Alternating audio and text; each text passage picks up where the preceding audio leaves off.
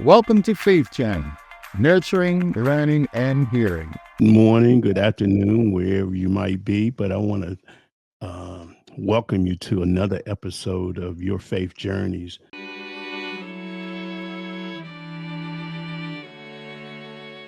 This is where we intersect between the secular world and the spiritual world, but we have inspiring stories in this broadcast, in this episode. And what's a blessing about it is that we interview people all around the country. And when we interview them, we hear what they're doing to change the narrative from negative to positive. And today we have the awesome pleasure to interview my good friend, Reverend Donald Isaac, out of Washington, D.C. Welcome, Reverend Isaac.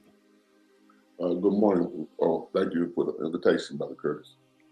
Yeah, it's a pleasure, man. You and I walked together for probably over 25 years, and you probably know more so than I do, but it's been a pleasure. And I remember I was reminiscing this morning, the spirit just, you know, I remember when my son passed and you were there for me. And I'm publicly saying I appreciate that because it's brothers like yourself who are standing in the gap for other brothers. So I appreciate that, my friend. My President, my pleasure and my duty. Glad to, All right. So let's jump right into this. The topic that we're talking about today in this episode is new believers, and I know you have quite a bit of experience. How long have you been in ministry, Reverend Isaac? well, formal ministry. I have been. Uh, I preached. I can remember. I preached what they call trial sermons or initial sermons in the Baptist church. With my son, we were carrying my son. My wife was carrying my son. So that was 38 years ago.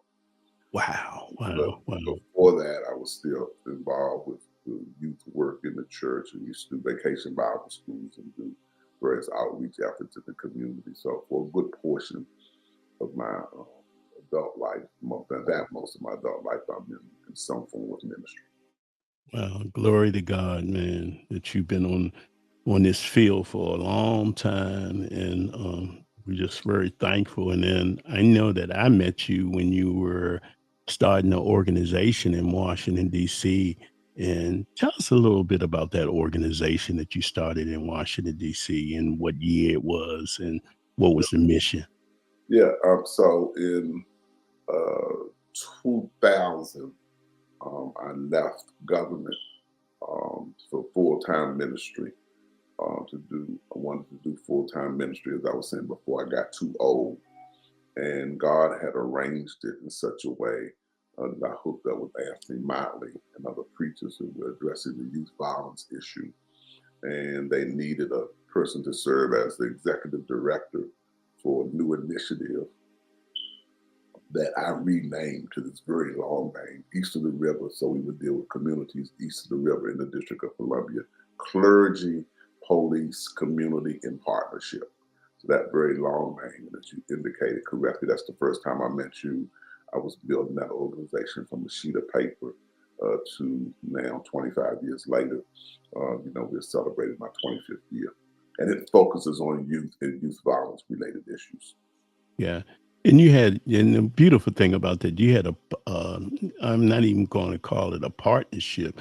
It was a strong collaboration with the police department and the clergy, which is, it's like in some cases you could say that's oil and water right there.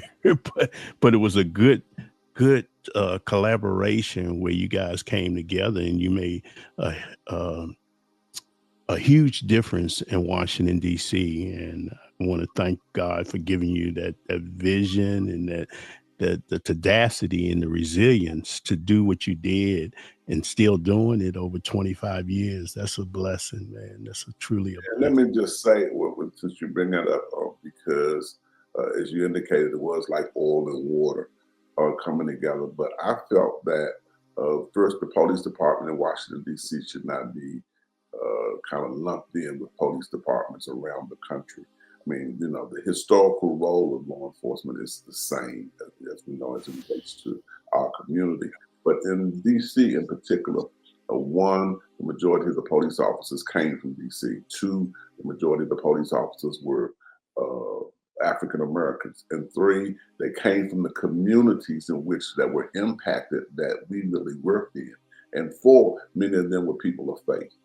But more importantly than even after you check those boxes, I thought it was important to say that one, if I'm at the table and we're clergy, we lead. So that's why our main clergy is first, which means that we would do whatever we could to help, to support, to uplift the individuals and to uplift our community. But at the same time, we had to send a message that it was consequences for bad behavior, and we had reached the point, even in the neighborhood that we're in now, that our office is in, where the elderly lady couldn't walk from her car to the office without being solicited or offered drugs or being disrespected. And I just thought that that was not the way our community should be operating. It's powerful, man. It's powerful. So let's without further ado, let's jump into this subject, new believers. And man, over your lifetime, I think you said 38 years, if my memory serves me correct, because you just said it. But sometimes I forget what I learned the day before. So at 38 year span, you've come across a lot of new believers, and let's say they've surrendered to give their life to God. What has been some of the processes that you have taken a new believer through? Because that's not necessarily a easy journey, but it is a journey. Yeah, well, let me just fast forward. Let me not go back 38 years ago, which, let me just say our current effort. We are located in some very critical communities of needs within our church. We are committed to engage, and we are actively working. In fact, I've elevated the role of youth workers over really many people who work in the pulpit with regard to us compensating and making sure they have resources and support to go into the community. And based upon that, I think about 2 years ago, we baptized over 25 young people from the Atlantic Gardens community. And when I say young people, I'm talking about principally people 18 and under. And so, and if I look forward today, that I would say that we might have, and I don't want to overestimate or underestimate, but I guess we might have 5 of that 25 who are solid and committed young people who are still coming and trying to grow in the church and to grow in Christ. So that to me speaks to the dynamic, of what happens from a person being converted to a person sticking out and growing and becoming a disciple of Christ. Wow, that's all. That's awesome. So out of those 25 individuals, what were some of the, I'm gonna say, the challenges that existed in that situation for you? I know you said 5 ended up sticking to it, but out of that, what were some of the challenges that they faced as new believers or desire to be a believer? Well, I think I have this saying that I almost say every Sunday, which is that our foreparents did so much with so little, and we might go down as a generation who does so little with so much. And I think fundamental to that is the relationship that our foreparents and I had in our community, the faith and family. And I think the families were just very critical because if we baptized 25 people, I probably only met 5 of those parents. Which means that I really was not aware of the situations that gave rise to them, who they really were in terms of their family and home situations, nor was I sensitive to the situations that we were sending them back to. So I think family is a fundamental issue with regard to shaping perception, personality, and aspirations for individuals. Thank you for sharing that. Excuse me. That is so true. So true. And understanding and what that message that you just gave relates to, far as you have to go a little deeper than just that initial state. You have to stick with a person and understand what is going on in their lives, and sort of like walk with them take their hand and walk with them through the process and stick with them through the process, if I heard you correct. Absolutely. It's all people driven. So that, we talked about the family, which means what is the influence of people in the house, be that the mother, the father, the brother, the sister. Those are individuals who, I have a saying for parents, our children might not do what we say, but they certainly see what we do. So people kind of emulate, teaching by example is a very powerful example and a very You got to powerful. repeat. You got to repeat that one more time. I'm sorry. I That was powerful. Yeah, I said they might not listen to what we say, but they certainly see what we do. Mm. And behavior begins to just model and impact what people will pick up and what they will emulate and what they will really replicate, in their day-to-day affairs. It's just unbelievable the impact that we really have on people, based upon the behavior that we display in front of them. And that certainly is true with our children. Well, the same thing is true outside of the house, that if I don't find positive role models, I can come up in the house with an alcoholic, but I can make it either do two things. One, imitate it and go the same way, but it also can give me a resolve to make a determination that I'm not going to do that and go another way. And I think key to that is finding other people who can support me. One is accountability partners that I'm accountability to, and two, such as peer relationship, individuals who are in my same age range with the same goals that I have that are moving in a similar direction. Yes. Yeah. That's good insight. Good insight. So let's do a slight shift. I was doing my meditation this morning. The in the scriptures, one of the things that I read some time ago was about Ruth, and Ruth had some challenging circumstances as she was taking her journey, and she was committed to do what she needed to do. And it's like those 5 individuals you just talked about, they when they took that first step, they became committed in spite of the challenges you just talked about that could possibly exist in their lives. But they took the walk, and they continue to take the walk. So that's a blessing within itself. So give me your perspective on Ruth as that individual who did what she did. Well, it's interesting that you bring up Ruth. I mean, as I talk about the impact of family, as we talk about individual accountability, I mean, I think those things can apply to the story of Ruth. Ruth gets married. First of all, there's a cultural difference, between her nation and the nation that she's married into. So this is an issue that we might get hooked up with some folk who are different than we are. And she was committed to her husband and went and lived in life there. Secondly, her husband dies. And when her husband dies, I think the lesson there is that life gives us unexpected realities and unexpected challenges. None of us, are prepared for the issues that will come to in our life. Well, one thing, but that we can be sure of is that we will have issues. Things that are unexpected will certainly happen.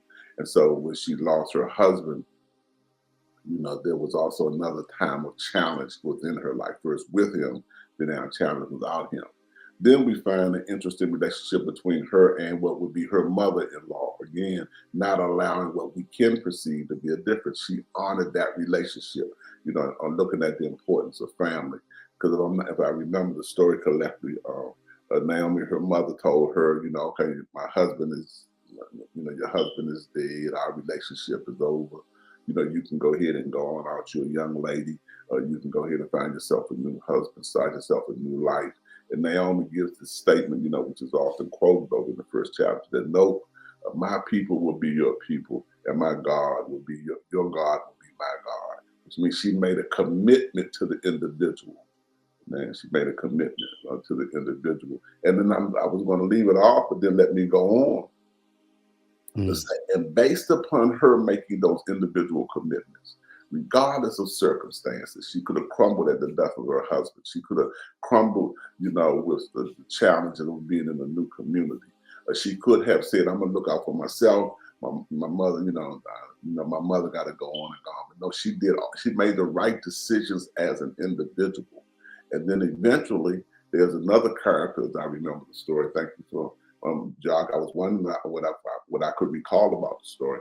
But then Boaz, who really comes, and kind of makes her the beneficiary of his kindness. And I just say that to anybody who is listening, that there's no substitute for doing the right things in life, for treating people right, because payday is coming. Yes, yes. And we know who's the big payer too, the person who pays us.